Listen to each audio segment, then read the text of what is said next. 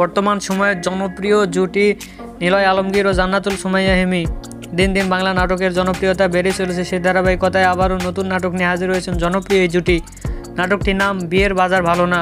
এই নাটকটিতে অভিনয় করেছেন বর্তমান সময়ের আলোচিত অভিনেতা নিলয় আলমগীর ও আলোচিত অভিনেত্রী জান্নাতুল সুমাইয়া হিমি।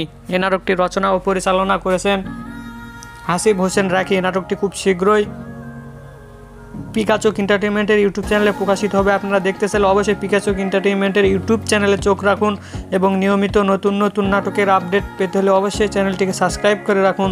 পরবর্তী ভিডিওর জন্য অপেক্ষা করুন।